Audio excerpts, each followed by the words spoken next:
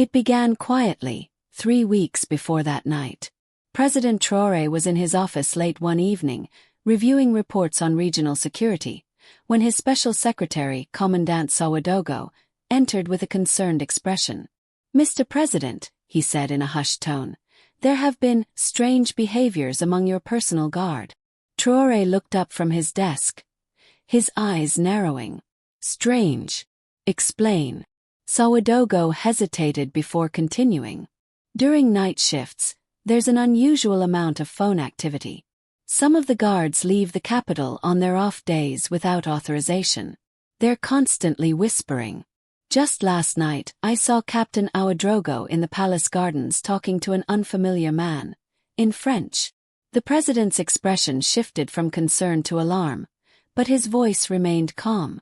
"Anything else?" Sawadogo handed him a sealed dossier. "It's from Malian intelligence. It warns of a covert French operation, codename Operation Midnight Thunder. The goal: eliminate anti-French leaders across West Africa. Sir, you're listed as the first target." Traoré read the report in silence. It detailed how the enemy didn't need to launch external attacks. They would buy off the people closest to their target. In recent months, 2 leaders in Mali, 1 in Niger, and 3 in Guinea had faced assassination attempts. All of them had something in common: betrayal from within their own circle. 3 seconds, Sawadogo added. That's how long the palace security system went offline yesterday. Someone's testing us. Traoré closed the dossier and leaned back, his mind racing. "Don't say a word to anyone," he said. "Act as if nothing has changed. But keep your eyes open. And find me 3 men, loyal beyond question. They'll be assigned a task no one else must know about." Part 2, Setting the Trap. President Traoré's thoughts drifted to Thomas Sankara. His mentor, a revolutionary, betrayed and assassinated by his own comrades. History would not repeat itself. The following night, over dinner, Traoré silently observed each of his 6 elite guards. They were hand-picked, trusted men who had served him for years. Captain Ouedraogo, sharp-eyed and disciplined, seemed tense. Lieutenant Karim kept glancing at his watch. Sergeant Diou barely said a word. "They're not ready yet," Traoré thought. "But soon they'll move. And I must be ready." The next morning, Traoré summoned 3 top officials into a secure underground briefing room. No phones, no aides. The doors shut behind them.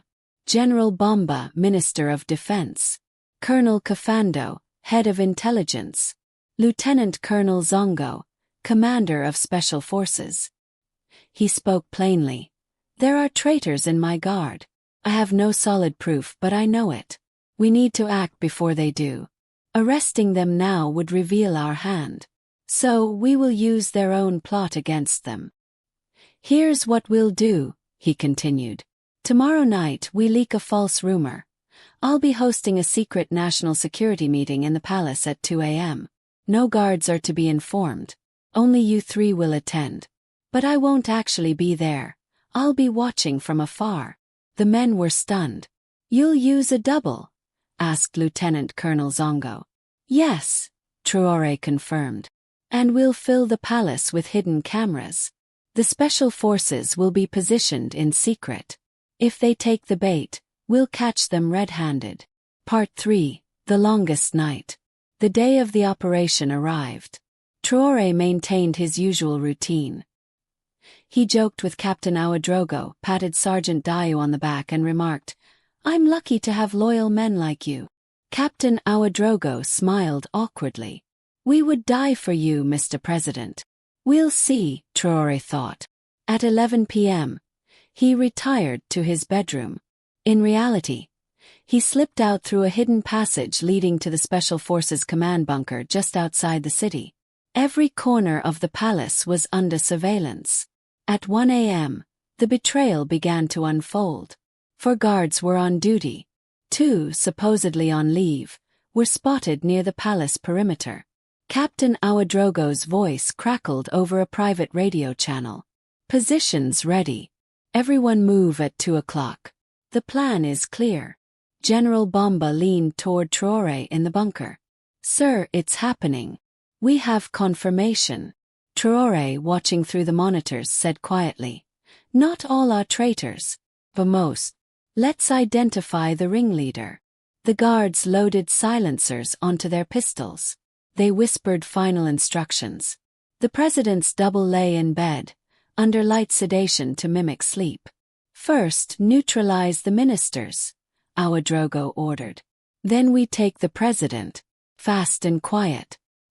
He won't even wake up." Sergeant Diou's phone rang. "Yes. Everything's in place. At 2 o'clock it's done. Tomorrow Burkina Faso wakes up to a new leader." Traoré's eyes blazed. "Who are they talking to?" Colonel Kafando tapped into the call logs. "Abidjan, Ivory Coast. Likely a foreign handler." As the clock struck 2 a.m., the guards made their move, 3 teams. One to the fake meeting room. One to the president's quarters. One to secure the exits. The moment they moved into position, Traoré gave the command. "Now, take them." From every shadow, every rooftop, special forces emerged. It was swift, surgical, and overwhelming. The traitors were disarmed and restrained within seconds. Ouedraogo screamed, "It's a trap! Run!" But it was too late. The palace was locked down. Part 4, Aftermath. President Traoré stepped into the Grand Hall, where the conspirators now knelt in handcuffs. He looked each one in the eye. Some stared back with defiance, others with shame.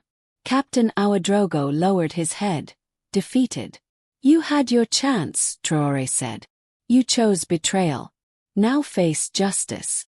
In the following days, investigations uncovered a vast network of foreign-backed operatives. Names, locations, and bank transfers surfaced. The betrayal ran deeper than anyone had imagined, but so did Traoré's foresight. This was the night that saved a president. The night that saved a nation. And perhaps, the night that changed Africa's destiny. The night air around the presidential palace was unnaturally still. Inside a hidden command room beneath the Special Forces headquarters, President Ibrahim Traoré stood in front of a wall of live camera feeds. Every corner of the palace was under surveillance. On the screens, guards moved about casually, but he noticed subtle signs: a glance too long, a hand hovering near a concealed weapon, quiet exchanges over the radio. It was 1:45 a.m. General Bomba stood next to the president, eyes locked on the monitors. "Captain Ouedraogo has taken position near the meeting room. They've all split into 3 groups, just like you predicted." Traoré nodded solemnly. His heart was heavy. These were men who had once sworn to protect him. Now some had chosen betrayal. "We must know who is behind them. Don't move until we hear the command from their handler," he ordered. At 1:53 a.m., a faint buzz came from Sergeant Diou's encrypted phone. He stepped aside, answered in hushed tones. The surveillance software captured every word. "Yes, sir. We're ready. Everything is in place. No issues. The ministers will be neutralized first, then the president. We'll make it look like an internal coup." Then came the final sentence that sent a chill through everyone in the room. "Tomorrow morning, Burkina Faso wakes up under new leadership." President Traoré clenched his fists. "Who is this, sir?" "Trace that number," he barked. Colonel Kafando, already working at his laptop, responded quickly. "It's bouncing between Ivory Coast and Senegal, using encrypted IP tunnels. The origin is likely Abidjan. French operatives, or at least someone trained by them." Bomba muttered, "So it's true. Midnight thunder is real." Traoré didn't respond. He was watching Captain Ouedraogo's team approach the doubles room. The decoy, dressed in identical sleepwear, was lying in bed as planned. His face was eerily similar to Traoré's, the result of months of contingency planning. Not even the guards would know the difference in the dim light. 2 a.m. Captain Ouedraogo whispered into his radio. "All teams move. Now." The 3 teams began their operation. One moved toward the security minister's supposed location. Another closed in on the president's quarters. The third took control of the palace gates and emergency exits. Just as Captain Ouedraogo and two others entered the president's bedroom with silenced pistols drawn, they were met with silence. The double stirred in bed. Suddenly, clack. Lights burst on. Freeze! Laser sights lit up the room like fireworks. Special forces operators burst from behind curtains, out of hidden wall compartments, and from the ceiling crawlspace. Ouedraogo instinctively turned to fire, but was hit with two rubberized stun rounds in the chest before he could raise his weapon. Simultaneously, the teams at the exits and the fake meeting room were overwhelmed by special forces in full tactical gear. Flashbangs disoriented the traitors. In under 90 seconds, all 5 conspirators were disarmed and restrained. One tried to flee through the east corridor, only to be intercepted by a K-9 unit. Inside the operations center, Traoré exhaled slowly. He pressed a button and spoke into the comms. "Move in. Secure every hallway. No one leaves until we get answers." He turned to General Bomba and Colonel Cafando. "We have them. Now let's squeeze the truth out of them." Interrogation begins. By 3:15 a.m., the surviving conspirators were in custody, held in isolated soundproof rooms. President Traoré chose to be present in the observation room, behind a one-way mirror. Captain Ouedraogo, blood still trickling from his nose, refused to speak. But Sergeant Theo broke under pressure. His voice trembled. We were contacted through intermediaries. French money. They promised new leadership, international recognition, protection. Said you were too dangerous to West Africa's balance." Traoré's jaw tightened. "Balance," he repeated, voice low. "They mean independence." Theo continued. "They knew everything. Your movements, the palace layout. Said some of your ministers would be replaced after the operation. A new West Africa, they said. One under their control." Traoré walked into the room slowly. Theo froze when he saw him. "You betrayed your country," Traoré said. "But worse, you betrayed trust." I didn't want to die," Theo whispered. "Then you chose the wrong side." End of part 2. In the aftermath, Traoré called for a silent reshuffling of internal palace staff.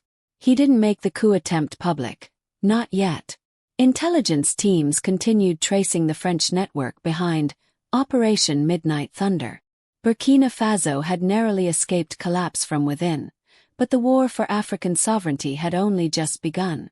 The great hall of the presidential palace was cold and quiet, save for the heavy boots of Special Forces soldiers echoing off the marble floor. President Ibrahim Traoré walked slowly into the room, every step deliberate. His eyes were calm, but his heart burned with disappointment. In front of him, 6 of his elite guards, the very men he once trusted with his life, were kneeling, hands bound behind their backs, surrounded by heavily armed operatives. Some stared at the floor in shame. Others, like Captain Ouedraogo, held defiant glares, but their trembling hands betrayed their fear. Colonel Cafando stepped forward. "They're all secured, Mr. President. No casualties on our side." Traoré nodded. "Good. And the one who made the call?" "Sergeant Diop." He was relaying orders from Abidjan through a secure line. The call originated from an unregistered French satellite number, likely intelligence-linked. President Traoré paused, absorbing the weight of that information. The implications were massive. A foreign-backed conspiracy, with his own protectors acting as pawns. It confirmed everything Mali's intelligence had warned about. West Africa wasn't just a battleground for political power. It was a chessboard manipulated from abroad. Suddenly, Captain Ouedraogo broke the silence. "You don't understand, Mr. President. We had no choice. They threatened our families. They said if we didn't cooperate, our people would disappear."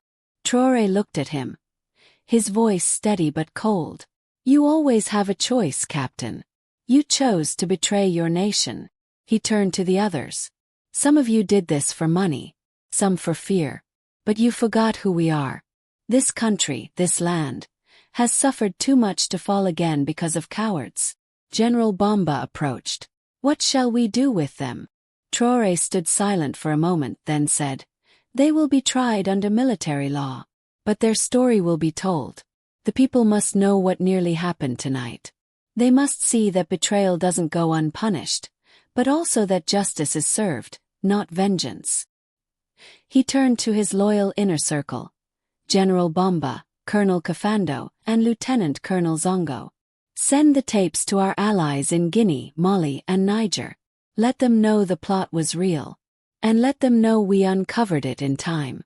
This isn't just about me. This is a message to those who think they can destabilize Africa from the shadows. Kafando added, We also recovered the full operation plan from Sergeant Diop's encrypted tablet. Midnight Thunder. It includes names of targets across the Sahel, Guinea's interim president, key figures in Mali's security forces, even a religious leader in Niger. Traoré's expression hardened. Then this is bigger than we thought. They aren't just after me. They're trying to destroy a movement. That morning, as the sun rose over Ouagadougou, a national broadcast aired across Burkina Faso. President Traoré appeared, flanked by his top commanders. Without revealing every detail, he confirmed that an internal threat had been neutralized, and praised the loyalty of the nation's armed forces. The people were shocked but proud. Later that day, international media picked up the story. Leaks from the intelligence network across West Africa exposed Operation Midnight Thunder as a wide-reaching covert plot to assassinate sovereign leaders pushing for Pan-Africanism and independence from foreign influence. The ripple effects were immediate. Protests erupted across African cities, not against their leaders, but in support of them. For once, Africa wasn't mourning a fallen hero. It was celebrating a narrow escape, and the courage of a president who had turned a trap into a triumph. That night, President Ibrahim Traoré sat alone in his office. The palace had returned to its routine. The halls were quiet. But the war for Africa's future had only just begun. He poured a small glass of traditional tea, looked out over the courtyard, and whispered to himself, Let them come again. This time Africa is ready.